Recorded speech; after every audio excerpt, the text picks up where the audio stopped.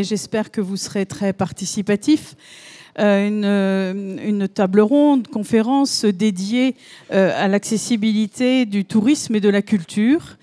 Pour intervenir dans cette table ronde, une jolie brochette avec autour de David Xavier Weiss du Comité régional du tourisme d'Île-de-France, qui est directeur adjoint à la direction de l'ingénierie de la qualité, 2 collaboratrices,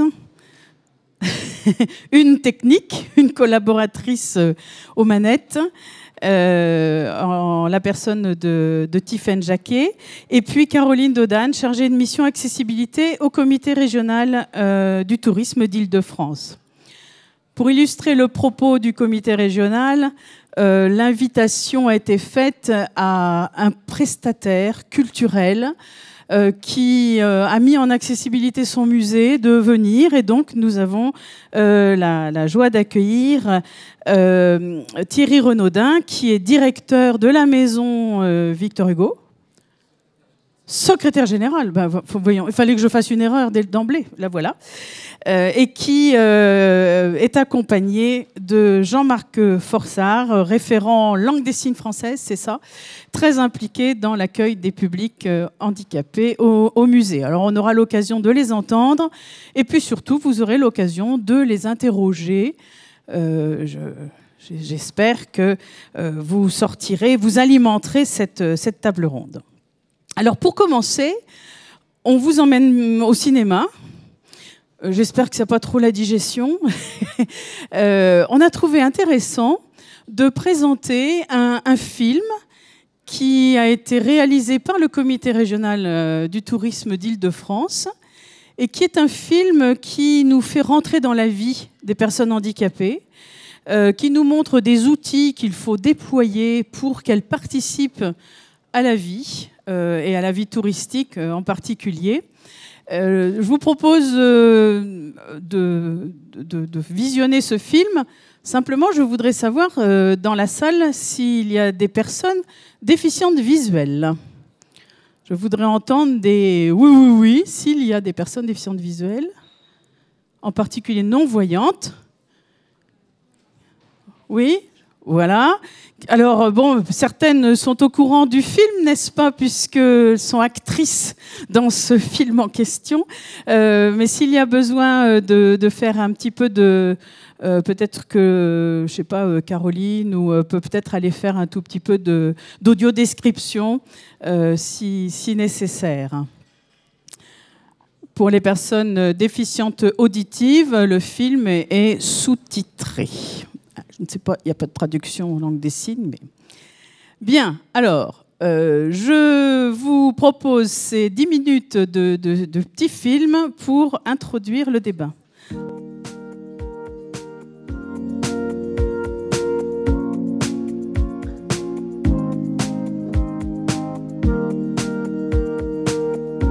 Liste de 4 éléments. Lien accueil. Supérieur. Lien musée et monument Paris. Supérieur. Lien musée et lieu culturel. Supérieur. Bibliothèque nationale de France. Alors en fait, j'utilise un logiciel de lecture d'écran avec synthèse vocale. Donc le principe est très simple. C'est en fait un logiciel qui va lire toute l'information disponible sur l'écran de l'ordinateur. Alors là, je suis allée sur le site du Comité régional du tourisme Île-de-France et j'ai fait une recherche sur la Bibliothèque nationale de France. J'ai pu trouver justement à partir de ma recherche une description du site que je souhaite visiter. Visible depuis l'intérieur du site, grâce à la structure de verre et renforce la sensation de calme et de sérénité du lieu.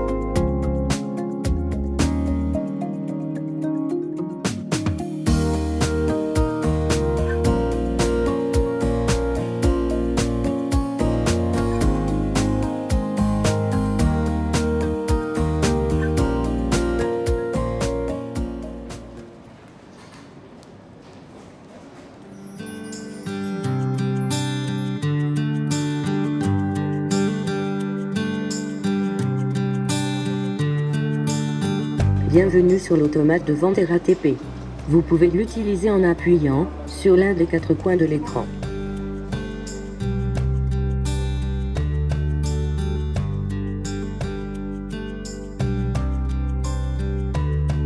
Gare de Lyon. À cette station, descente à gauche.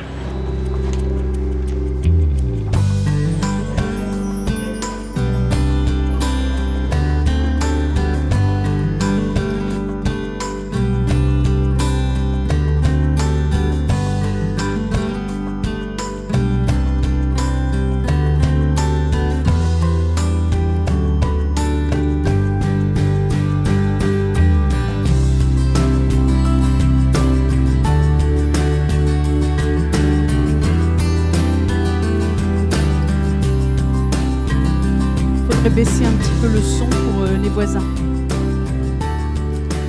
Comme c'est beaucoup de la musique, on peut baisser un petit peu de son pour nos collègues d'à côté. Et puis pour les personnes qui ne voient pas, on suit une personne qui est en pérégrination dans les transports en commun parisiens et qui va pouvoir acheter des billets au distributeur automatique, aller prendre le RER grâce à la prestation d'un agent de la RATP. Donc on voit la personne utilisatrice de fauteuil roulant qui monte à bord grâce à une pente qui a été déployée. Cette rampe est enlevée par l'agent et la personne utilisatrice de fauteuil roulant part faire son voyage en RER. On va ensuite apercevoir, je découvre un peu le film avec vous alors. On va ensuite apercevoir quelqu'un de déficient visuel qui va prendre l'autobus. Une femme enceinte qui utilise une des places dédiées aux personnes déficientes. Personne utilisatrice de fauteuil roulant qui monte dans un autobus de la RATP et qui est suivi par un porteur de valise. Ce qui a été déployé pour la personne en fauteuil sert aux voyageurs. Une personne aveugle arrive dans un restaurant. Je peux vous accompagner jusqu'à là? Je veux bien. Jusqu'à la table. Voilà. Voilà, la table se situe sur votre droite. Je vous tiens la chaise. Voilà. Après presque 20 ans de métier, je commence à reconnaître les clients touristes, des clients hommes d'affaires, des clients qui sont à mobilité réduite ou non-voyants. Et à partir de ce moment-là, j'adapte ma qualité de service par rapport au type de client qui rentre dans mon restaurant. Donc en entrée, nous vous proposerons de la bresaola. La bresaola est une viande de bœuf séchée et salée, servie sur un lit de salade. J'aime mieux aller dans les restaurants de quartier où c'est familial, il y a une présence, que dans les restaurants de grandes chaînes parce que sont rapides, les serveuses n'ont pas le temps ou les serveurs n'ont pas le temps de me donner la carte ou ce qu'il y a comme menu. Alors, je vous sers votre verre d'eau que je laisse à droite du set, voilà, juste en face de votre main. Je considère que nos amis non-voyants ou à mobilité réduite sont les mêmes que les clients habituels. Donc, nécessite juste un tout petit peu plus d'attention concernant l'accueil et la mise en place et éventuellement l'explication concernant le repas et la mise en place sur la table. Alors là, nous partons dans un hébergement. Nous arrivons dans un gîte. Pour les personnes ayant un handicap visuel, on a fait des couleurs contrastées partout. Donc des couleurs foncées au sol et des couleurs claires au mur et les couleurs différentes, un peu plus contrastées pour les interrupteurs. On a mis la bande d'éveil et de vigilance à l'étage. Pour les malentendants, vous avez tous les flashs qui sont mis dans chaque chambre et dans chaque salle de bain avec un relais à la porte de la chambre. La salle de bain, elle est adaptée pour les personnes à mobilité réduite, mais aussi pour les personnes âgées, par exemple, qui ont du mal à aller dans une douche. Elles peuvent s'asseoir sur le fauteuil de façon à prendre une douche dans les meilleures conditions possibles.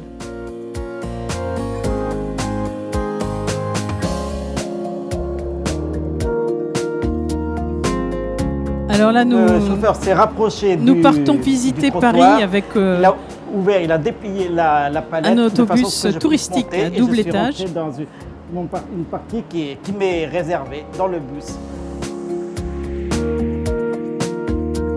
Et donc la personne utilisatrice de fauteuil peut intégrer ce C'est la première fois que je bus. prends ce bus qui est accessible, c'est magnifique. Il faut qu'il y ait d'autres personnes à mobilité réduite en profitent également afin que ce soit totalement, tout à fait normal de prendre le bus comme tout le monde.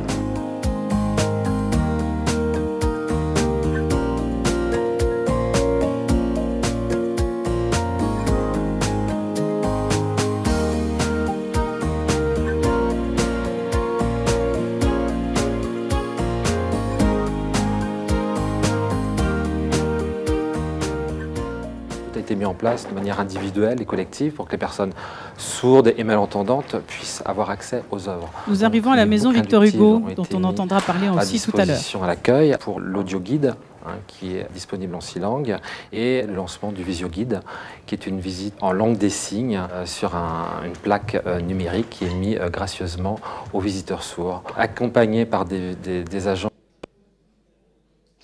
qui ont été formés à la langue des signes. Donc tout a été mis en place pour accueillir des personnes malentendantes et sourdes, pour que les personnes à mobilité réduite puissent accéder aux œuvres du musée. La chose importante a été la construction d'un ascenseur et de mettre toutes les tables vitrines, déjà à 70 cm, pour que les moteurs puissent accéder aux vitrines, et surélever tous les œuvres et documents qui sont accessibles.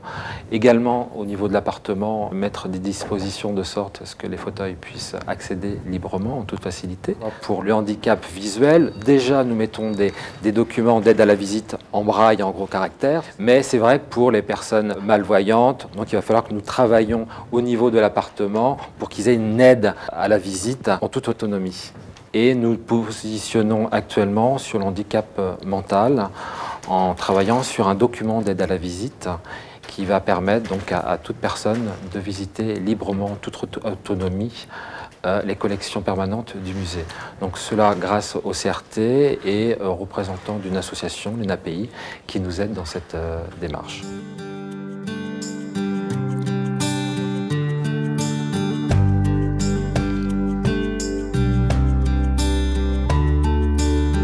Bienvenue à la base de loisirs de Cergy-Pontoise. Vous êtes à la porte d'entrée de l'accueil. Moi, je vais vous remettre un MP3. Sur ce MP3, il y a 12 plages. Chaque plage va vous guider vers un endroit.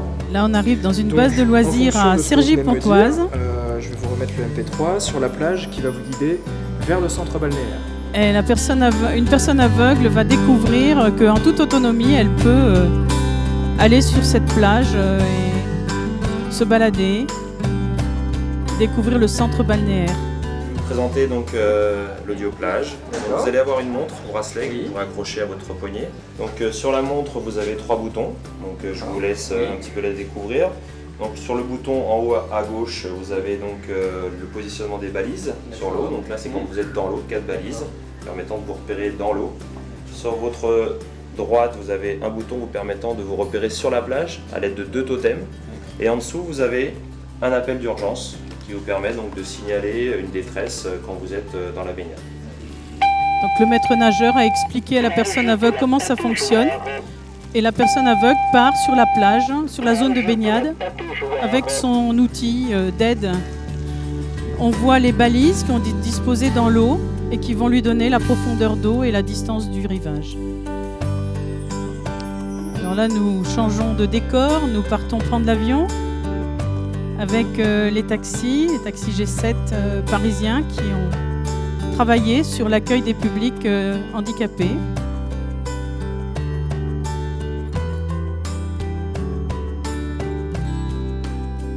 Nous voyons les outils déployés par Aéroports de Paris pour l'accueil des publics handicapés en termes d'information, d'aide au déplacement.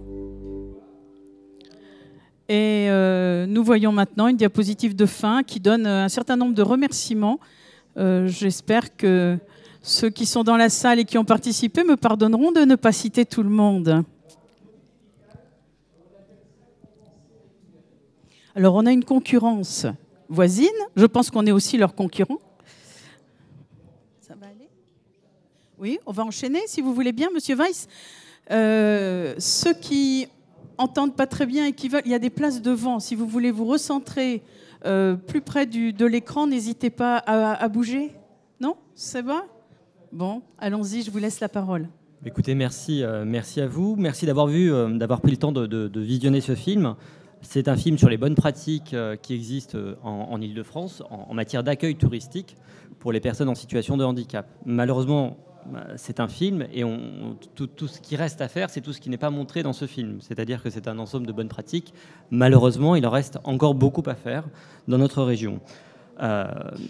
La clientèle des personnes en situation de handicap représente un vrai potentiel pour l'ensemble de l'industrie touristique, notamment si l'on prend en compte le vieillissement de la population et donc l'augmentation du nombre de personnes à mobilité réduite que sont les personnes âgées.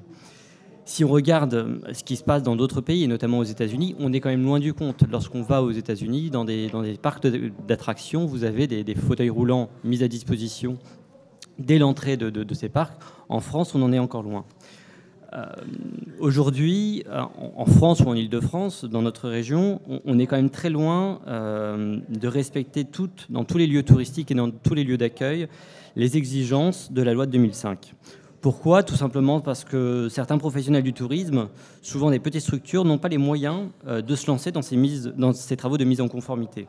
Il appartient donc à la puissance publique, au conseil régional, au CRT, mais à d'autres aussi, à d'autres structures également, de se doter d'outils pour sensibiliser d'une part les professionnels du tourisme et également pour les accompagner quand ils ont une démarche volontaire, comme ça a été le cas de la Maison Victor Hugo, on en parlera tout à l'heure, mais quand ces personnes-là, enfin quand ces établissements viennent nous voir et nous sollicitent pour dire voilà, on a besoin d'un accompagnement, d'une expertise en la matière, on est là, le CRT est là pour accompagner ces professionnels. On a d'autres outils également, un outil financier. La stratégie régionale du tourisme, qui a été un document qui a été voté à l'unanimité en novembre dernier, avec l'appui du ministère du Tourisme, donc Frédéric Lefebvre, a doté le conseil régional et le CRT qui en gérera le fonds, d'un fonds de 4 millions d'euros cette année et de 15 millions d'euros à terme, pour notamment permettre la conversion écologique et sociale de la région Île-de-France. Et donc, dans tout le volet social, bien entendu, il y a cet accompagnement de la mise en accessibilité de tous les sites touristiques et culturels de notre région. Alors, bien sûr, il y a beaucoup de démarches qui sont positives et je crois qu'il faut être positif aujourd'hui. Il y a bien sûr le label Tourisme Handicap qui a été créé il y a maintenant plus de 10 ans. Il y a l'association Tourisme Handicap qui ont contribué à faire progresser le débat. Mais aujourd'hui, on voit bien qu'il y a des limites. En France, aujourd'hui, il n'y a que 3500, un peu plus de 3500 sites qui sont labellisés. C'est très peu pour la première destination touristique mondiale. À Paris reçoit 35 millions de touristes, la France 70 millions. On voit bien qu'il y a quand même des limites en la matière. Donc c'est bien à la puissance publique, c'est bien aux élus, aux structures locales, d'accompagner, soit par la carotte, si je puis dire, en leur montrant que investir sur ces questions-là, investir sur la conversion de leur site, leur permettra d'avoir des retombées économiques. Aujourd'hui, ils n'en sont pas forcément conscients. Et également en les accompagnant avec tout un tas d'outils que nous avons à votre disposition et que Tiffaine et Caroline vont vous présenter avec une diapositive.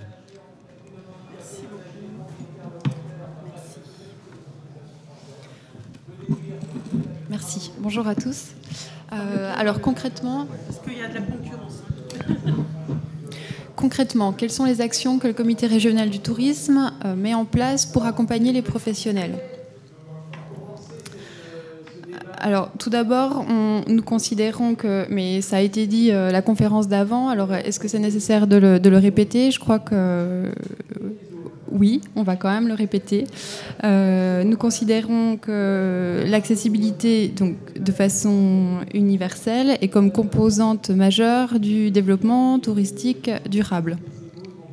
Alors, après avoir développé le label Tourisme et Handicap pendant 8 ans, nous concentrons nos efforts désormais sur la mise en application de la loi de février 2005 et nous mettons à profit une vision régionale, une vision multi-handicap, une multi-site touristique et multi-métier. Donc c'est vraiment ce qui régit l'ensemble de nos réflexions quand on met en place des outils et des actions. Alors concrètement, Nous proposons un accompagnement direct qui peut démarrer au début d'un projet, voire qui peut aider le professionnel à réaliser son cahier des charges pour prendre en compte la notion de l'accessibilité le plus en amont possible. Ça a été le cas avec la restructuration des serres du Muséum national d'histoire naturelle et puis aujourd'hui avec la rénovation du parc zoologique de Paris. Notre intervention peut également porter sur la conception d'outils de médiation, d'aide à la visite. Vous en avez eu un exemple dans le film. On a accompagné la Maison Victor Hugo à concevoir son dépliant d'aide à la visite adapté au handicap mental. Alors, de ce cas concret, si je puis dire, l'accompagnement de la Maison Victor Hugo pour la création de ce document n'a pas été un but en soi pour le comité régional du tourisme, mais l'idée est plutôt de se servir de cet exemple-là pour rédiger un carnet de bonnes pratiques qui va être diffusé à l'ensemble des professionnels du même secteur et que ceux-ci pourront s'approprier et utiliser pour rédiger leur propre plaquette d'aide à la visite adaptée au handicap mental.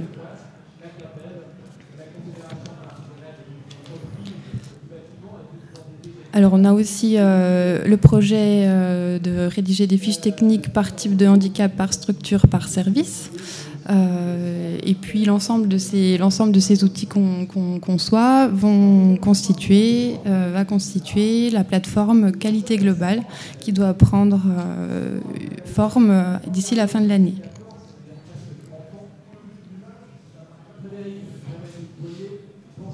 Alors, suite aux résultats de notre baromètre qualité, on s'est aperçu que les professionnels demandaient la création de formations inexistantes appliquées au tourisme, comme l'anglais appliqué au tourisme ou la gestion de crise, par exemple, dans un milieu touristique. Et parmi l'ensemble de ces... Donc le CRT a créé un service formation. Parmi ces formations, 2 concernent l'accessibilité. Une première sur l'accueil des personnes handicapées en milieu touristique et une seconde davantage centrée sur la mise en accessibilité d'un établissement touristique.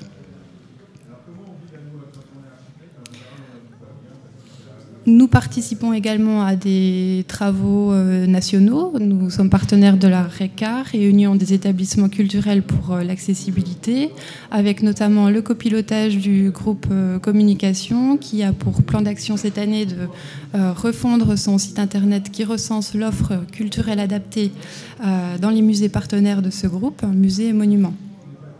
Nous participons également assez activement au groupe évaluation qui, lui, alors on n'en est pas au stade du diagnostic, la culture est assez en avance. L'idée est d'évaluer la prestation accessible dans les musées partenaires. Alors, d'une manière générale, notre rôle est de fluidifier, de faciliter la fluidité de l'information et pour cela, nous avons créé des lettres d'information destinées aux professionnels. Donc, ma collègue à mes côtés, Tiffaine Jacquet, est davantage en charge de cette question-là. Je vous invite, si vous souhaitez être destinataire ou si vous avez des informations sur le sujet à diffuser, n'hésitez pas à vous manifester auprès d'elle. Nous sommes aussi dans une logique de partenariat concernant les salons destinés aux professionnels comme celui-ci. Donc on ne va pas forcément être présents nous-mêmes, mais on va soutenir ce type de salon. Et puis l'année passée, nous avons créé un espace dédié aux professionnels sur notre site internet, donc qui recense l'ensemble des informations pour se mettre en accessibilité dans un lieu touristique. Alors même si nos efforts sont dirigés vers les professionnels, nous menons quelques actions dirigées vers le grand public, telles qu'une lettre d'information, telles que le renvoi de notre site internet qui référence un certain nombre de sites accessibles dans les médias spécialisés. Et puis nous menons un partenariat depuis maintenant plus d'1 an avec Handistrict, qui sera d'ici peu ouverte donc à tous et qui est une base de données gratuite, ouverte et qui recense l'ensemble de l'offre touristique en France, là, l'Île-de-France sera l'une des premières régions à alimenter cette base de données. Alors la plus-value et la nouveauté par rapport à l'ensemble des bases de données qui sont en train de prendre naissance aujourd'hui en France, c'est que les données seront exportables assez facilement via des nouvelles technologies par les professionnels qui le souhaitent pour se réapproprier tout ça sur leur propre site internet. Alors, le chantier qui va nous occuper en 2012, principalement, c'est une étude sur l'analyse de la clientèle touristique handicapée, mieux la connaître, mieux cerner ses attentes, ses besoins, ses pratiques. Et l'autre volet de cette étude sera de faire un tour d'horizon des régions capitales comparables à celles de Paris-Île-de-France pour se rendre compte des bonnes pratiques qui sont menées là-bas en termes d'accessibilité et pour savoir si des choses sont adaptables, pour mieux comprendre comment l'accessibilité est traitée à l'étranger, comprendre les freins également. Le but étant, bien sûr, d'encourager les professionnels à se mettre en accessibilité, à respecter la loi de manière vécue et non subie. Toujours pour une accessibilité cohérente et pérenne.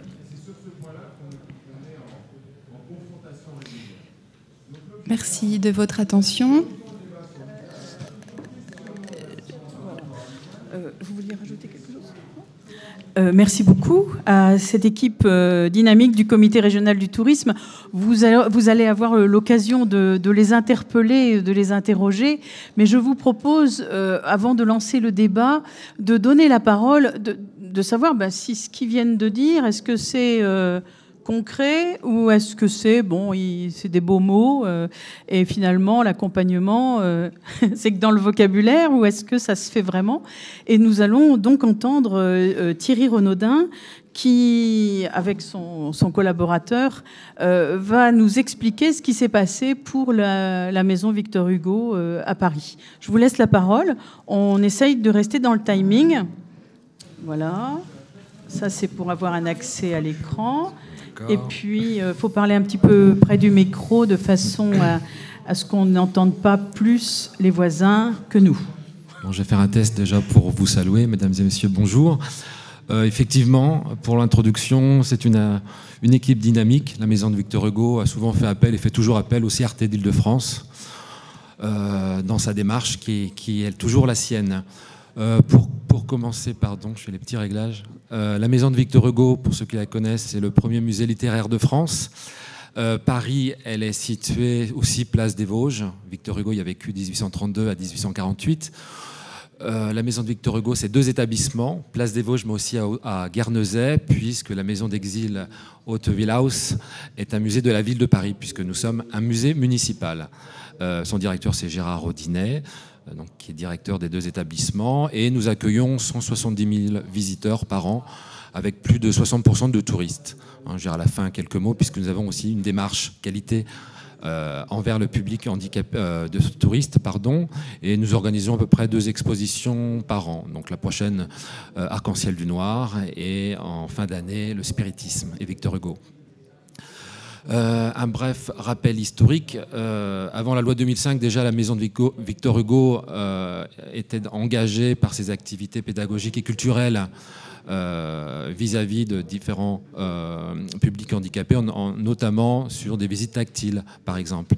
Mais c'est vrai que la loi 2005 a été vraiment le tournant important pour la création d'un projet d'établissement qui s'est intitulé « Accessibilité pour tous ». Puis ça a été vraiment le moteur de ce projet d'établissement. En fait, au niveau de la ville, il y avait eu des projets d'établissement dans d'autres musées. Et in fine, sans citer les établissements, il n'y avait pas eu vraiment d'aboutissement par rapport à le projet. Le musée s'était positionné pour avoir un budget, pour réaliser un projet d'établissement. Et tout de suite, nous nous sommes servis de cette loi de 2005 pour essayer d'arriver à rendre ce musée accessible à tous. Donc c'était quand même pas facile, puisque la façade est classée monument historique, dans un secteur sauvegardé, l'intérieur sauvegardé également. Donc c'était un exploit, si vous me permettez la chose, d'autant plus que depuis 2002, les musées reconnus en tant que tels, il existe un label officiel. Donc du 4 janvier 2002 où les collections doivent être accessibles à tous. Donc ça, c'est quand même quelque chose d'important. Et bien sûr, la loi 2005. L'accessibilité prévue pour tous et à tous, hein, naturellement. Alors l'idée du projet d'établissement, en fait, était un projet d'établissement qui était également une conduite de changement, puisque l'objectif était d'engager l'ensemble du personnel sur un diagnostic général de l'établissement. Et pour cela, nous avons fait appel à un cabinet extérieur qui s'appelle ACF Consultant, qui nous a aidé à déterminer un petit peu, à accompagner la direction sur la rédaction de son projet précis d'établissement, hein, sur l'accessibilité, puis impliquer l'ensemble du personnel. Donc ça, c'était une aventure, puisque ça a dû durer à peu près 6 à 9 mois, parce que ça date de 2005-2006, et l'ensemble du personnel s'est réuni par groupe, donc c'était pas facile, ça aurait pu ne pas marcher, enfin ça a marché, mais ça aurait pu ne pas le faire aussi, puisqu'il a fallu mettre des gens de catégories différentes, des conservateurs et des agents de surveillance, enfin bon, gestion de conflits aussi, donc ça n'a pas été aussi facile. Et il y a eu un diagnostic général de l'ensemble des agents, donc ils avaient un moment des horaires libres pour faire un diagnostic du musée. On leur a demandé de refaire une assemblée générale pour nous faire savoir quels étaient les problèmes, hein, par rapport à cet établissement. Donc une journée, on avait prévu la fermeture du musée où tous les agents nous ont fait part de leur doléance, si vous me permettez l'expression, par rapport à l'établissement. Ensuite, il y a eu des synthèses écrites, naturellement, et avec l'ancienne directrice Danielle Molinari, on a décidé de lancer 4 actions principales. Un diagnostic vraiment approfondi, cette fois-ci, sur l'accès moteur, et la formation qui est importante, et la signalétique, à la fois communication interne et externe. Alors pour cela, on s'est basé sur le label Tourisme et Handicap. C'est là, en fait, j'ai pris les premiers contacts avec le comité régional de tourisme d'Île-de-France, hein, qui nous a aidés, suivis, mis en contact avec des associations, parce que seul on ne fait rien, puisque l'ensemble du musée, moi-même qui est chef de projet, j'étais pas du tout spécialiste en la matière, on le devient, on s'intéresse à la question. Donc le label est important parce que ça nous donne quand même un support, ça nous donne aussi un appui, hein, important. Et par rapport aussi à l'image du musée, enfin, on souhaitait être le premier établissement municipal, hein, à obtenir ce label. Donc vous verrez, depuis, nous avons 2 labels, on se positionne pour un 3e. Alors bon, le label aussi est important parce que bon, c'est un critère de qualité, puis pour les professionnels aussi, une reconnaissance de qualité. De fait, nous avons obtenu le label moteur, hein, en 2007. Alors ça, c'était important. Alors ce projet est déterminant puisque tout le monde y a participé, donc c'était fédérateur, participatif, vraiment lié à la formation et à la médiation. Vous verrez aussi par rapport aux exemples, il n'y a pas de projet comme celui-ci s'il n'y a pas une adhésion de l'ensemble du personnel. Donc ça veut dire des formations et vraiment une équipe soudée. Ça, c'est important. Et je crois que le handicap permet justement à souder les équipes et à travailler justement pour la bonne cause. Donc ça, c'est vraiment très bien.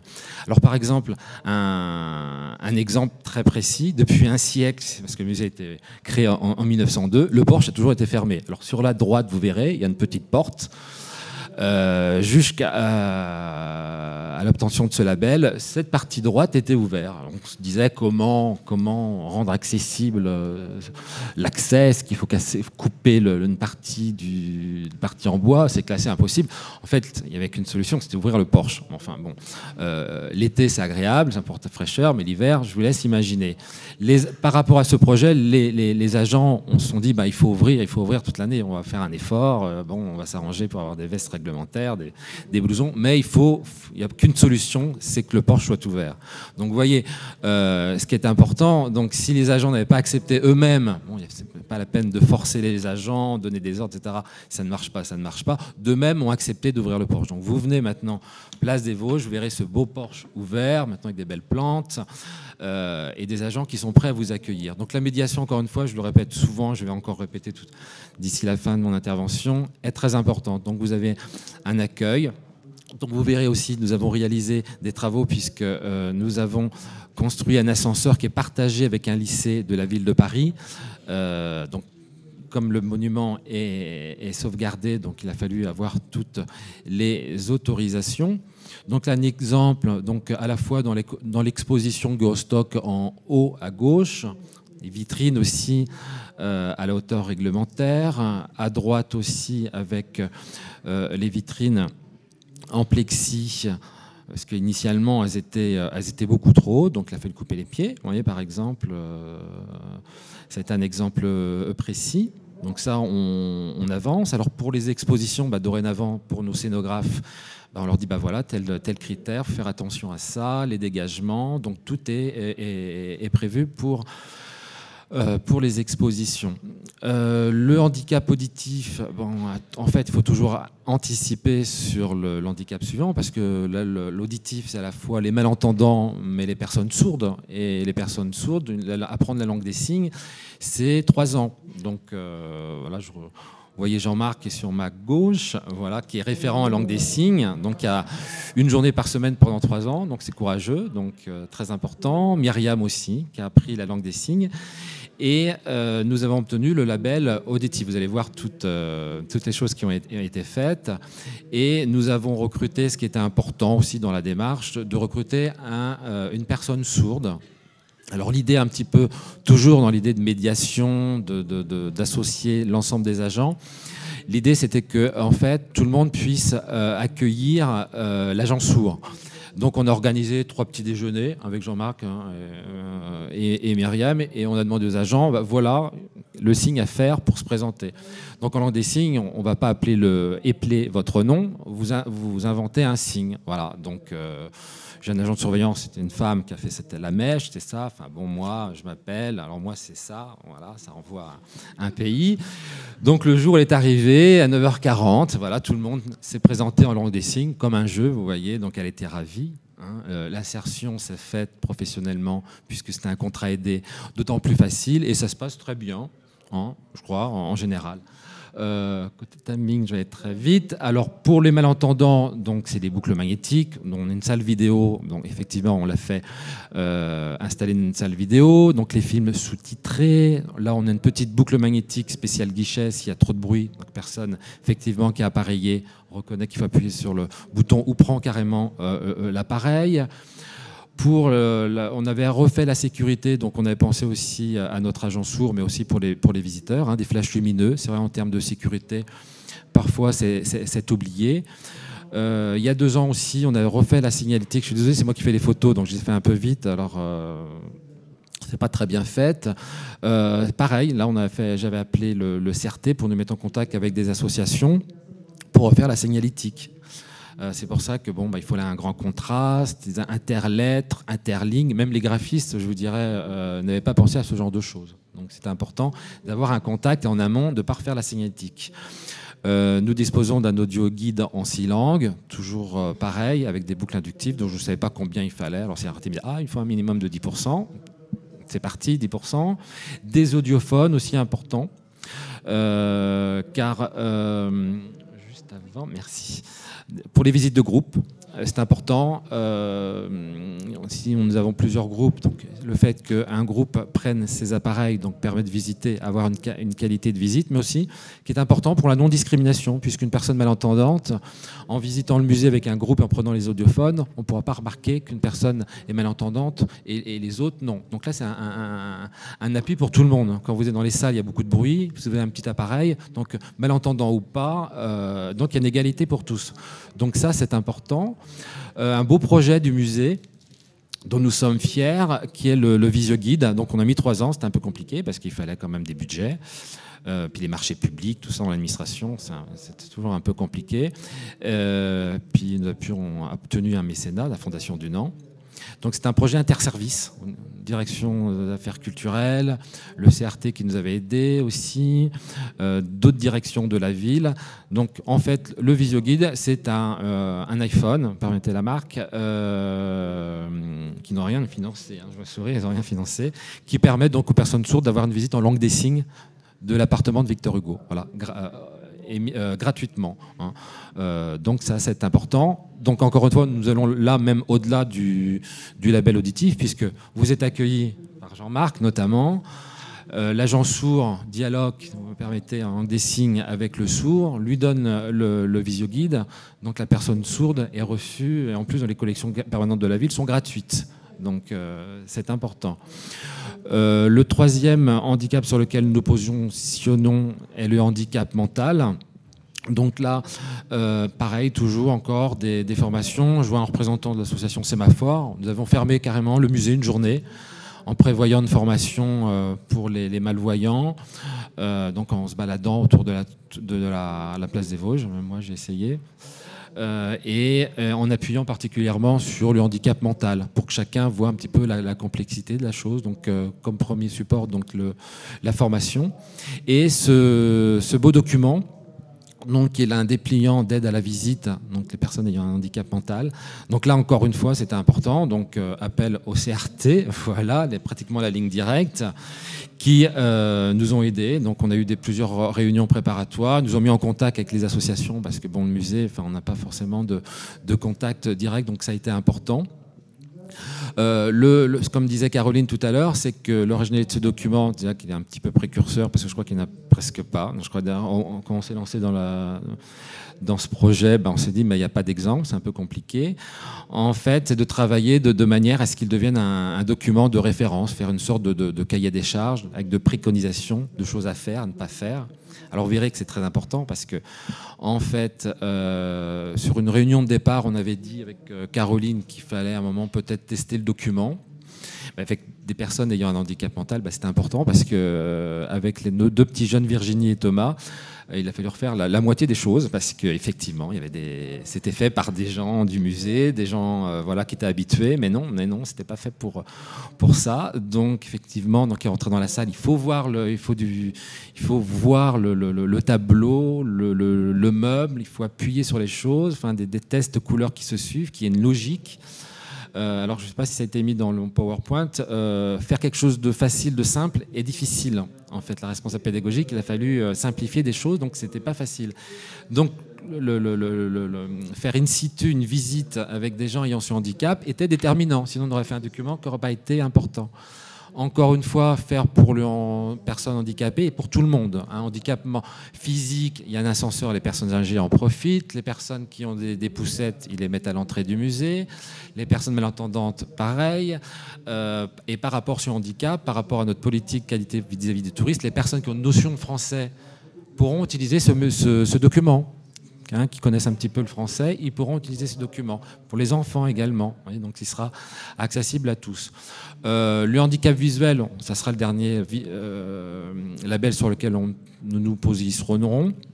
Mais pareil, encore une fois, on s'est lancé dans l'action en achetant une imprimante braille. Donc systématiquement, dans les collections permanentes et pour toutes les expositions, vous avez les textes de présentation de salles explicatifs en braille, mais également en gros caractères. Donc ça, c'est quelque chose d'important, simple et qui ne coûte rien, d'imprimer ce que vous avez créé, que le commissaire a créé, en imprimant sur du 24, 28 et en brochant simplement. C'est quelque chose de simple à faire et qui aide tout le monde, à partir d'un certain âge, qui évite de prendre les lunettes, qui une qualité aussi de visite est importante. Du matériel aussi, donc c'est des investissements aussi, des téléagrandisseurs pour la bibliothèque, le département des manuscrits. Précédemment, merci. Puis un petit four thermorelief, en fait, c'est pour les activités pédagogiques, c'est l'appareil qui est en bas, qui permet d'avoir un document en relief. Donc si vous avez un dessin de Victor Hugo, je ne sais pas, avec une église, vous verrez le clocher, vous pourrez la personne aveugle pourra toucher le relief, pourra reconnaître un petit peu que c'est un clocher, par exemple. On a un téléagrandisseur portable. Voilà. Par rapport à la démarche qualité, toujours, j'appelle ça musée ressources, puisqu'avec l'association Accès Universel, Monsieur Roland Dreyfus, avec qui nous travaillons, nous organisons un lundi de l'accessibilité une fois par mois, ou des gens importants qui font des choses en matière d'accessibilité sont invités. Bon, là, j'ai pris Madame Compagnie qui avait souscrit j'avais la photographie. Mais vous voyez, au mois de février, on a l'adjoint au maire, chargé du handicap, ainsi de suite. On a eu la mission accessibilité de la RATP. On a eu aussi une personne du Conseil de l'Europe. Ça permet aussi à chacun de venir et d'apprendre et de s'enrichir dans ce domaine. Voilà ce que je pouvais dire. Donc encore une fois, donc tout ceci peut se faire. Donc interservice encore une fois et la participation de l'ensemble des agents qui est important et encore une fois aussi avec le CRT. Voilà. Merci à vous. Merci beaucoup.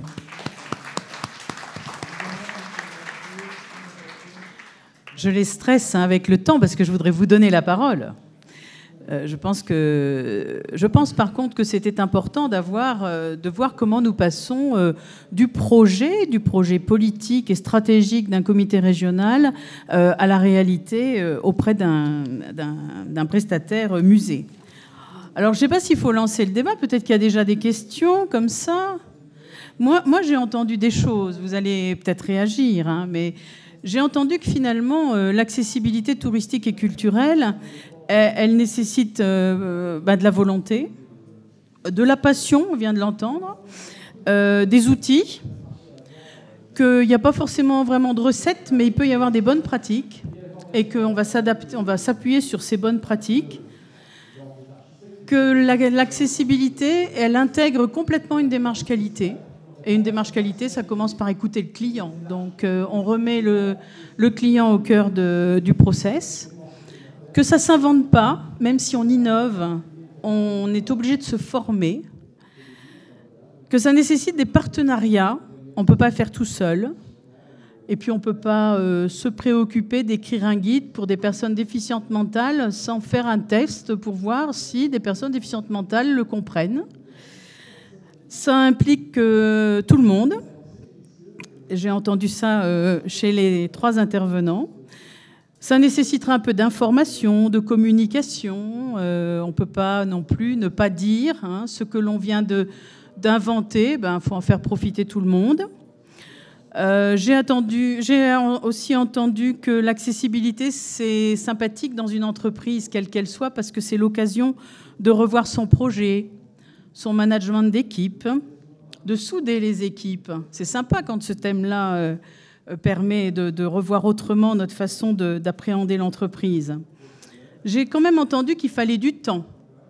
Ce n'est pas quelque chose qu'on fait en 5 minutes. Alors, je ne sais pas si 2015, c'est utopique comme échéance. Vous l'avez laissé entendre, Monsieur Weiss. Mais l'idée, c'est qu'il fallait démarrer et puis ça nous prendra peut-être du temps. Qu'est-ce que j'ai entendu d'autre ?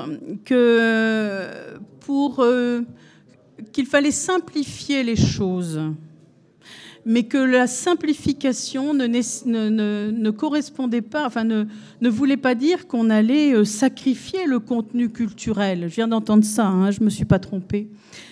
Et puis j'ai aussi entendu quelque chose de sympathique. Une fois qu'on a pensé à nos visiteurs handicapés, pourquoi on n'en embaucherait pas des personnes handicapées ? C'est sympa aussi. Eh bien, je pense que tous ces axes-là, que je viens d'entendre comme vous en avez peut-être entendu d'autres, vous allez nous le dire, sans faire du rapprochement trop facile, on est vraiment dans la conception universelle. Je pense qu'on est au cœur de ça et on en fait un peu comme M. Jourdain, sans forcément le savoir. Mais je crois que vous nous avez fait, à tous les 3 prises de parole, là, une démonstration de ce que ça pouvait être dans le tourisme et la culture, y compris dans des monuments historiques, qui, il y a encore 10 ans, étaient supposés rester dans une cloche. Ça, c'est moi qui le dis, ça n'engage que moi. Sous une cloche de verre, et on n'avait qu'à les regarder. Tant pis si on ne pouvait pas rentrer, et tant pis si on ne comprenait rien. Très souvent confronté à l'architecte des bâtiments de France qui refuse qu'on touche à son sacré patrimoine. Alors je voudrais savoir comment à la maison Victor Hugo vous avez réussi à vous battre contre lui, ou en tout cas à vous le mettre dans la poche. Plutôt à vous le mettre dans la poche, à mon avis. Alors en fait je ne vais pas rentrer, je n'ai pas l'image du musée extérieur. En fait par rapport au porche, donc là le porche était simple, c'était ouvrir.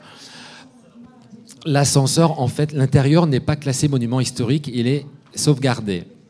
Donc, si vous voulez, au niveau de la ville, au niveau du musée, la personne, l'architecte est venu, a compris que c'était quand même un projet quand même important, hein, qu'il y avait quand même une réglementation, que c'était quand même pour le bien de visiteurs, enfin, parfaitement compris.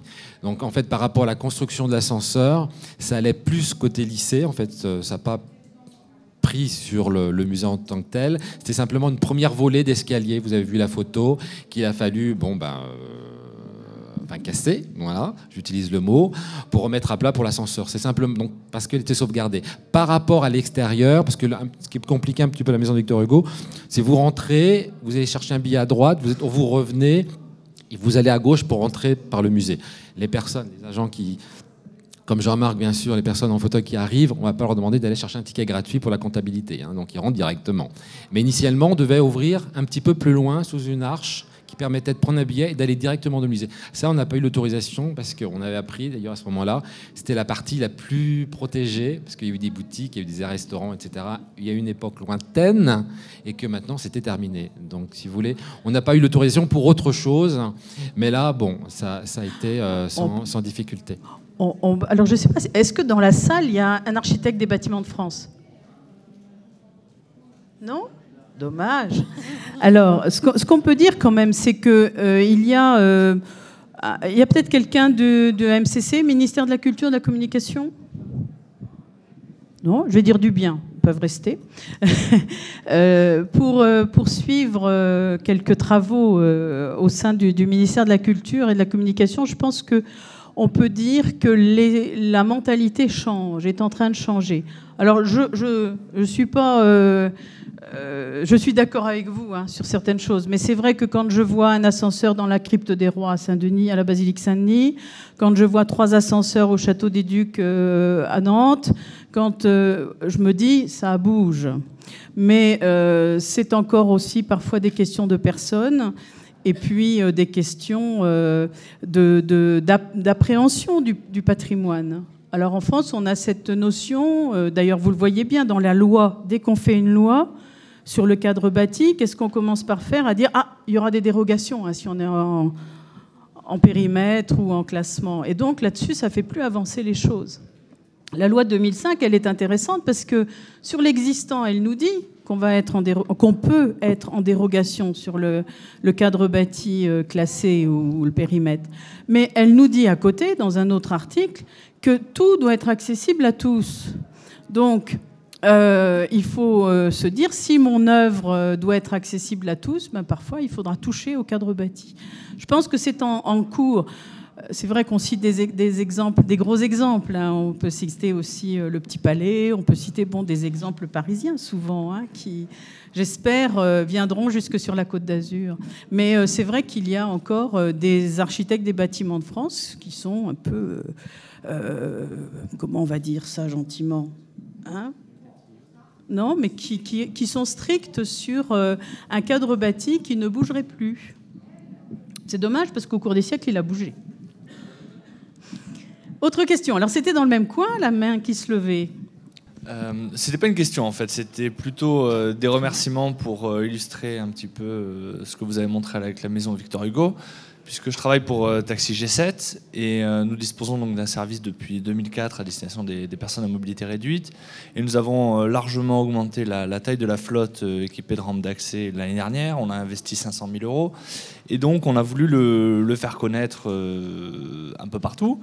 Et sur le secteur du tourisme, le CRT nous a vraiment beaucoup aidé, notamment en diffusant notre plaquette et en faisant connaître notre service à près de 200 établissements, je crois.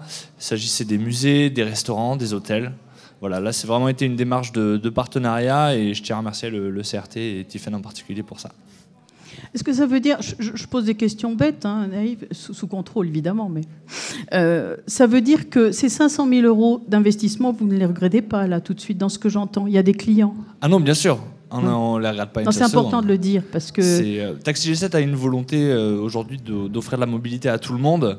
Et tout le monde, ça inclut les personnes handicapées, ça inclut les familles, ça inclut les entreprises. Et donc, c'était logique qu'on s'investisse là-dedans. Alors, pour le détail des 500 000 euros, en fait, on a aidé des chauffeurs qui sont des indépendants à s'équiper, à financer ce surcoût d'équipement que représentent les rampes d'accès qui, sur chaque véhicule, 10 000 euros à 20 000 euros en plus sur chaque véhicule. Ah ouais. Voilà, donc on les a aidés là-dessus et on les a également incités à rejoindre cette flotte-là en les aidant à financer l'achat d'une licence de taxi, puisque une licence de taxi parisien coûte aux alentours de 200 000 euros. Nous, là-dessus, on les aidait encore à hauteur de 10 000 euros, plus le financement de la rampe. Voilà quelque chose qui nous a permis d'attirer à peu près 25 chauffeurs l'année dernière. Et donc, voilà, c'est une clientèle, aujourd'hui, les personnes à mobilité réduite, qu'on est heureux d'avoir et qui nous permet aussi, nous, de servir encore mieux les clients qu'on avait déjà, à savoir les entreprises, par exemple, puisque maintenant, elles ont des obligations de recrutement de personnes handicapées. Et là-dessus, on leur apporte un nouveau service. On ne déplace plus uniquement leurs dirigeants, leurs groupes. On déplace également, on aide les gens en fauteuil roulant, par exemple, ou d'autres personnes à mobilité réduite, à faire leur trajet domicile-travail tous les jours. Voilà. Merci. Je pense que c'est important, ces précisions qui sont concrètes pour nous tous. D'autres questions ? Bonjour, Monsieur Arcal, Pôle handicap à la ville de Toulouse. Lorsque vous parliez des ABF, donc concernant les personnes strictes, je pense que nous n'avons pas de chance à Toulouse, puisqu'on en a une qui est plus que stricte, qui refuse tout en bloc, tout simplement. Voilà, nous nous battons sur plusieurs musées. La seule chose qu'elle sait nous dire, c'est que donc justement, nous touchons au patrimoine et donc il est impossible de faire des efforts, de travailler sur le projet, mais il nous faut trouver une solution. Est-ce qu'il ne serait pas possible à un moment donné d'inclure le ministère dans les démarches et de leur dire que justement, quand les ABF nous refusent les projets de dérogation, qu'ils soient dans l'obligation de trouver une solution adéquate pour la mise en accessibilité ?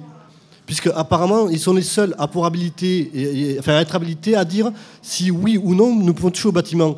Donc étant donné qu'ils ont les connaissances infuses, peut-être qu'à un moment donné il faudrait aussi les mettre devant leurs responsabilités et leur demander justement de trouver une solution pour rendre accessibles tous les monuments. On peut noter ça dans les tablettes de cette table ronde ou conférence.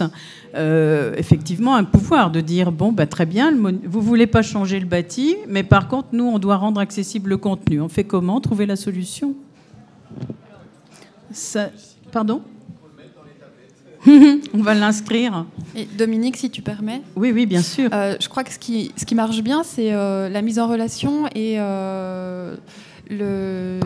les séminaires, les réunions d'information, montrer que dans tel pays, on a réussi à le faire, montrer que à la basilique royale de Saint-Denis, on réussit aussi. Peut-être que les mentalités mettent du temps à évoluer, mais que dans certains pays, ça marche pas apparemment. Vous avez déjà essayé ? Alors écoutez, nous, vu que nous sommes quand même à côté de Barcelone, qui est connue pour l'accessibilité, on a fait des pieds et des mains pour amener carrément la personne pour qu'elle vienne voir à Barcelone ce qui a été fait. Barcelone est une ville qui a modifié le patrimoine. Vous prenez la ville d'Avila, qui est quand même une ville historique, qui a modifié le patrimoine. Vous allez à Vienne en Autriche, ils ont modifié le patrimoine. Le problème, c'est que vous pouvez faire toutes les concertations, tout ce que vous voulez. Vous avez des gens qui font leur métier, on ne sait pas du tout comment, je vais être honnête, qui sont dans l'abus de pouvoir et qui donc décident qu'il faut mettre en accessibilité, mais sans toucher au patrimoine. C'est à nous de trouver des solutions. C'est-à-dire que plutôt que de s'investir et d'eux-mêmes faire des propositions, ils sont dans la négation perpétuelle. Voilà donc. Et les concertations, on en a fait. On a essayé de trouver des fois des solutions. On a même essayé de voir ce qui pouvait endommager le moins possible le bâtiment pour trouver des solutions avec les personnes en situation de handicap, les associations, des architectes. Et on se retrouve face à des problématiques qui font qu'on est toujours dans la négation.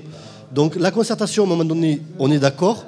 Mais quand vous effectuez 10 rendez-vous, 10 réunions, que vous fatiguez à trouver une solution et que la personne en face, de toute façon, dira que c'est non, la seule solution, c'est de lui dire merci de trouver une solution vous-même. Et je pense que si on appliquait ça dans toute l'île de France, peut-être justement que ça bougerait. La ville de Barcelone l'a appliqué. C'est-à-dire qu'elle a dit qu'à partir du moment où on ne pouvait pas trouver de solution satisfaisante, puis ils ont à peu près le même système que les ABF, ils les ont obligés à trouver eux-mêmes une solution. Et bizarrement, la ville de Barcelone est considérée comme la ville la plus accessible d'Europe. Donc ça veut dire que quand on les met devant leurs responsabilités, ça fonctionne. Mais il faut aussi qu'ils s'y mettent. Message enregistré. Alors, la table ronde est bientôt terminée, mais est-ce que quelqu'un a sur le cœur la volonté de dire quelque chose? Oui, il y a des mains. Derrière toi, Tiffaine. Ah pardon, devant toi. Excusez-moi. Merci. Maria Ulrich de la Chambre de commerce et d'industrie de Strasbourg et du Bas-Rhin. En fait, c'était juste par rapport à monsieur, effectivement. Je suis entièrement d'accord avec vous. L'Espagne, à ce niveau-là, je suis espagnole, donc d'autant plus je connais ce pays. Nous avons réussi quand même à rendre accessibles des villes déclarées quand même patrimoine de l'humanité. Mais parce qu'en fait, je crois, dans notre esprit, je parle en tant qu'Espagnole, dans notre esprit, il n'y a pas la question est-ce qu'on peut ou pas rendre accessible un bâtiment. C'est comment allons-nous faire pour le rendre accessible. Et je pense que quand effectivement en France on arrivera à changer ce questionnement, on aura trouvé les solutions.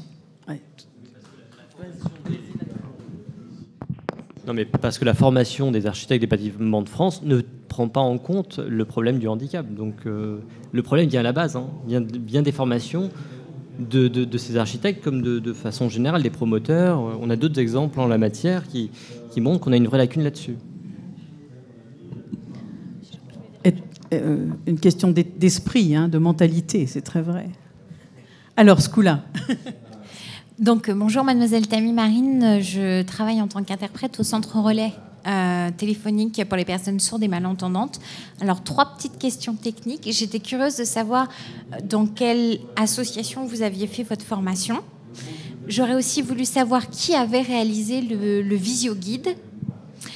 Et la dernière question, c'était de connaître le rôle exact de la personne sourde que vous avez embauchée. Sachant que je travaille dans une entreprise dans laquelle on est 60% de personnes sourdes et 40% de personnes entendantes, personnes sourdes signantes. Alors nous voilà dans les questions techniques. Allons-y, monsieur Renaudin. C'est bon? Allez-y. Alors c'est une association, bonjour, je suis monsieur Forsard. Donc c'est une association via la mairie de Paris qui m'a proposé la formation. Voilà. Je n'ai plus le nom. Oui, c'est l'Académie de la langue des signes française. D'accord. Alors, il y avait la question sur le visio-guide et le contenu. Alors, le visio-guide, le contenu du visio-guide, c'est la responsable du service pédagogique, qui s'appelle Inga Walsh, qui est très engagée aussi dans l'action pédagogique. Sur le contenu, c'est elle. Pour les signeurs, on est passé par la mission handicap de la direction des ressources humaines de la ville de Paris, notre direction. Enfin, vous savez, Paris, c'est très grand au niveau de la ville de Paris.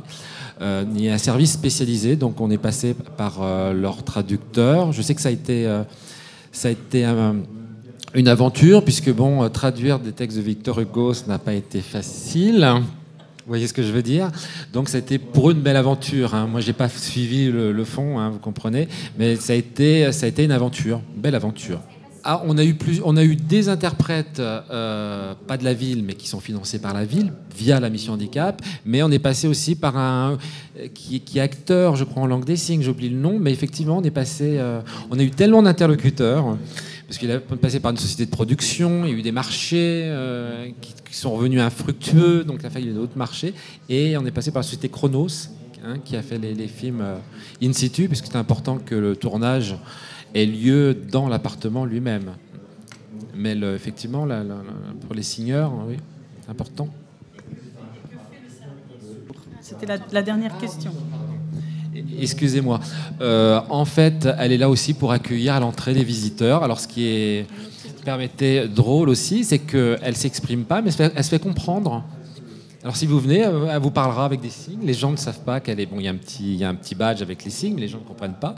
Mais elle dialogue sans parler, si vous voulez, ce qui est étonnant, et ça veut dire que ça marche. Et elle aide ses collègues. Sa mission principale est de distribuer, mettre en marche le visio-guide. Donc elle est censée prendre...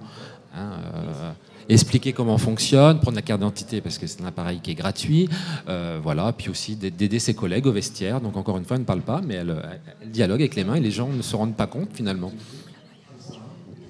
Et petite chose, c'est que l'idée en fait, c'est d'avoir par type de handicap en fait un référent. Donc pour le handicap mental, je vais prochainement recruter une personne concernée ou pas, mais qui aura en charge ce type de handicap.